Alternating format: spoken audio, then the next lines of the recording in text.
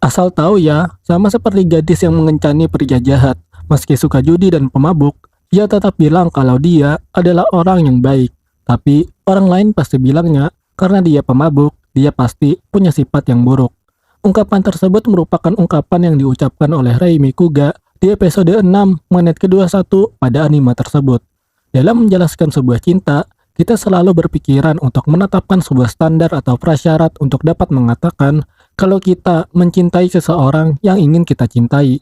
Seperti kita mencintai seseorang karena hartanya, mencintai karena jabatannya, atau mungkin mencintai karena tampang atau kecantikannya.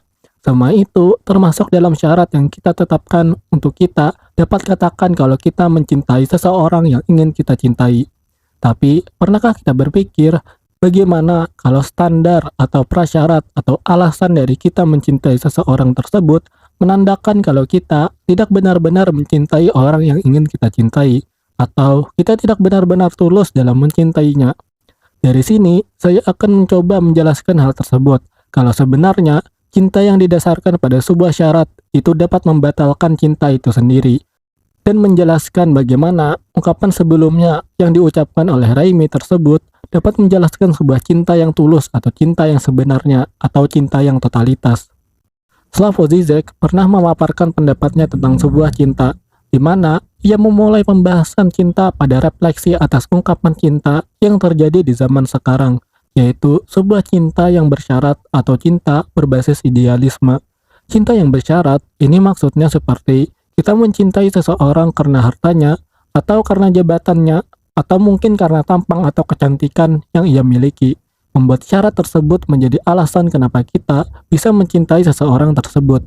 Di sisi lain, hal tersebut menjadi sebuah idealisme kita atau nilai kesempurnaan yang dimiliki oleh orang yang kita cintai tersebut. Yang tanpa nilai-nilai atau hal ideal tersebut, maka kita tidak akan pernah mencintai atau mau mencintai orang tersebut. Dalam pandangan Zizek, hal tersebut tidak layak untuk dikatakan sebagai cinta yang dituangkan dalam ungkapannya. Jika kamu punya alasan untuk mencintai seseorang, maka kamu tidak mencintainya. Alasan dari ungkapan tersebut diucapkan, yaitu dalam pandangan cinta yang bersyarat atau cinta berbasis idealisme, kita selalu memandang pasangan kita sebagai sebuah kesempurnaan, yaitu nilai fantasi yang membuat kita selalu menginginkannya. Yang dalam teori pembentukan hasrat Jacques Lacan, fantasi itu bekerja sebagai penjaga minat subjek, yang tanpanya kita tidak akan berminat pada hal tersebut. Dari sini, posisi orang yang kita cintai tidak kita lihat lagi sebagai diri subjeknya sendiri apa adanya dengan segala kekurangan dan kelebihan yang ia miliki. Namun, yang kita cintai adalah apa yang menjadi kelebihannya sambil dengan menyingkirkan kekurangan yang ia miliki. Hasilnya, dalam pandangan kita, orang yang kita cintai bukanlah diri orang itu sendiri, melainkan sebuah fantasi kesempurnaan, keidealismean yang memikat pada dirinya. Hal tersebut sangat bertentangan dengan pandangan Hegelian yang mengatakan kalau sesuatu itu menjadi sempurna atau absolut karena ia memiliki kelebihan dan kekurangan dalam dirinya, yang dengan kedua hal tersebut ia menjadi ada atau eksis.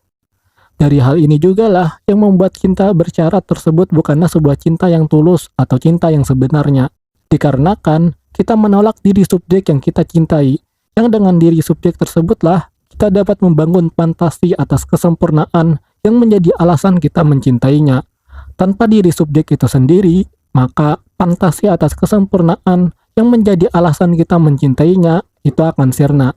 Namun, di sisi lain, kita mengetahui kalau ia atau orang yang kita cintai itu ada sebagaimana ia semestinya ada, maka ia membawa pada dirinya sebuah kecacatan, sebuah hal negatif yang mungkin kita benci, yang akan menghancurkan gambaran kesempurnaan yang mengikat pada dirinya, yang menjadi alasan kita mencintai dirinya. Contoh sederhananya, itu seperti kita mencintai seseorang yang berukuran tubuh 150 cm. Kita dapat mengatakan kalau orang yang berukuran tubuh tersebut itu terlihat mungil dan imut.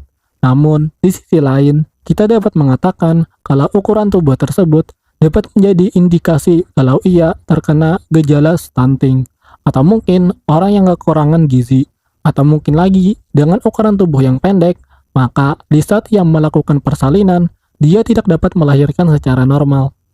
Dari hal inilah, Zizek mengatakan, jika cinta kita berorientasi pada syarat atau fantasi, maka kita tidak benar-benar mencintainya. Fantasi kita lambat laun akan hancur di saat kita semakin dekat dengan orang tersebut, karena realitas menunjukkan hal yang demikian.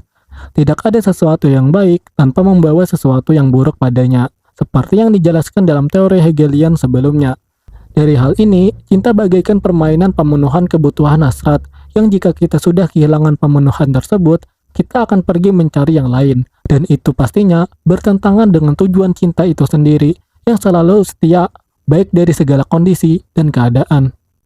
Dari sini, seruan Zizek untuk mencintai seseorang secara objektif, apa adanya, itu dikumandangkan.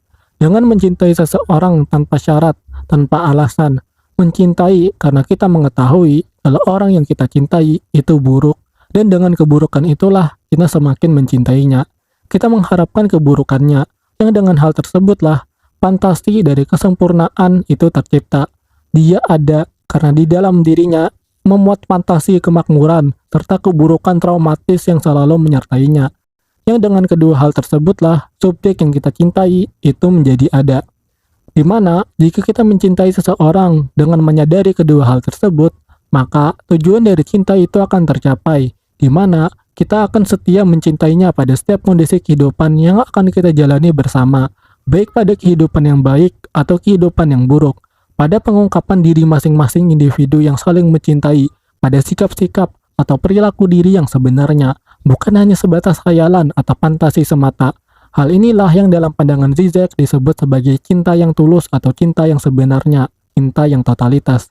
Jika kita kembali kepada ungkapan Raimi sebelumnya, maka ungkapan tersebut sudah termasuk pada penjelasan ini, yaitu seorang wanita yang mencintai seseorang yang buruk, yang suka mabuk dan berjudi. Gadis tersebut mengetahui hal tersebut, dan dengan mengetahui itulah ia semakin mencintainya, seolah-olah gadis tersebut mengharapkan keburukan itu terjadi pada orang yang ia cintai. Kecintaannya tidak dikekang atau diatur oleh orang-orang yang berotoritas, yang dalam ungkapan tersebut adalah teman-temannya atau orang lain yang memandang cintanya. Namun, cintanya tersebut datang dari dirinya sendiri secara murni, hasil dari melihat semua sifat keburukan yang memikat pada orang yang ia cintai tersebut. Dan tanpa harus menutup mata dan berpura-pura bodoh, ia langsung mengatakan kalau orang yang ia cintai itu baik, terlepas dari pengaruh orang lain yang mengatakan kalau orang yang ia cintai atau orang yang dicintai oleh gadis tersebut adalah orang yang buruk.